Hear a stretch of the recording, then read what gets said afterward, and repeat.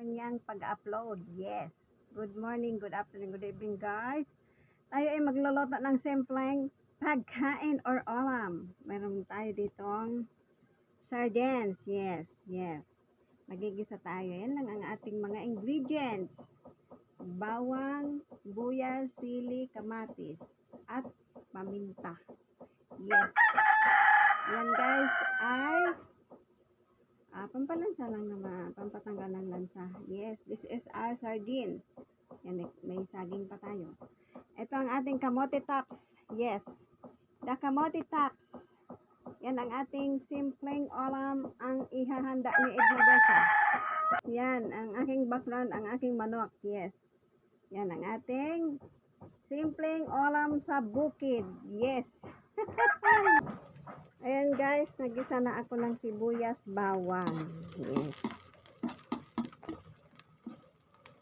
Sibuyas, bawang ni Iring. Yan. Yan talaga guys. Mabangong mabango. Ang simpleng ulam ni Edna. Sarap to guys sa sa bukid, di ba inuulam? Namiss ko na to guys, na ulam na to. Yan guys, papulahin lang natin ang ating bawang. Yes. At sibuyas, brown. Yes, color brown. And then, ilagay natin maya-maya ang ating kamatis. Yes.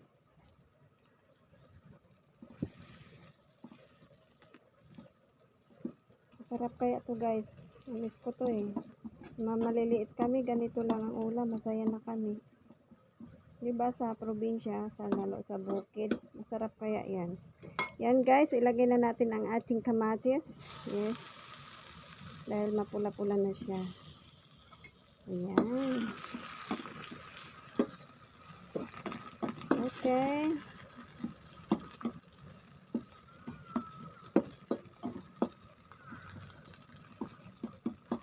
Yan guys, antayin lang natin maluto ang ating kamatis.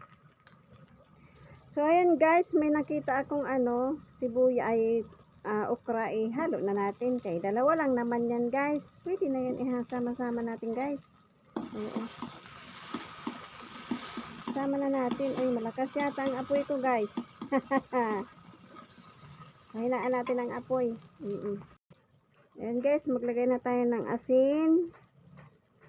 Kunting asin lang, paminta para sa pampatanggal ng lansa ba, paminta tapos itong ating sili, yan, para yung aroma ba, the smell.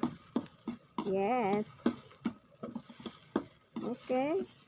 Laki ng kawali ko, kunting ulam. Kami lang naman ang anak ko eh. Ngayon guys, ilalagay na natin ang ating sardinas. Yes. Yes. Parang igisa ba natin. Put the sardines. Okay? This is yummy. Yes. Ulam na. Ulala. Ulam ng Iring guys. Sarap. Tayo lang natin yan guys. Magkulo. So, ayan guys, maglagay tayo ng konting tubig lang. Yes. Para may sabaw-sabaw tayo. Kunti lang naman. Ayan. Konting tubig. Para sa ating sabaw. Yes. Ngayon guys, lalagyan ko siya ng pangpaasim. Yes. Lalagyan ko siya ng pampaasim. Yes. Tamarin. This is tamarin. Para may konting asim ba? May konting sipang asim. Yes.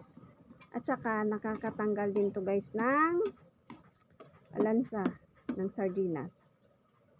Sino yung kumakain dito ng sardinas na ganitong simpleng ulam, itaas ang kamay o itaas ang paa. Guys, okay, maya guys, ilalagay na natin ang ating kamote tops, ang talbos ng kamote, okay? Pag kumulo na siya, pero so ayan guys, kumulo ng ating sabaw. Ngayon ilalagay na natin ang ating talbos ng kamote. Yes. Ayan, ibuhos na natin. O, diba, guys? Ay, namiss ko to guys na ulam. Masarap. Namiss ko talaga to guys, promise. Simpleng ulam. Pero masarap. Diba? At masustansya. Ang importante guys, sa bawat niluluto nating pagkain, may nakukuhang vitamins and minerals ang ating family. Okay? Para sila ay maging malusog. Yan. Huwag na muna nating ukay-ukayin. Yes. Oo. Pag na, ano na siya guys, parang nalanta na yung dahon, it means luto na siya. Pangit guys, kapag ang gulay ay sobrang luto, nawawala ang vitamins. Yes. Kailangan half cook lang siya. Hindi siya masyadong luto. Yan guys! I'm sure guys, magugustuhan nyo to guys. Simpleng ulam. Yan ang ating video for today. Kung gusto nyo maanghang, pisakin nyo lang yung sili para may kunting kurot ba. Yan. Yung mga gusto lang naman. Pero kung ayaw nyo naman ng maanghang, okay lang. Depende yan sa inyong panglasa guys. So ngayon guys, ito na ang aking simpleng ulam. Hanggang dito na lang guys. Paalam and God bless you. Happy New Year sa lahat. Ganda ng magpukpukan dyan ba guys. Bye bye guys. I love you all.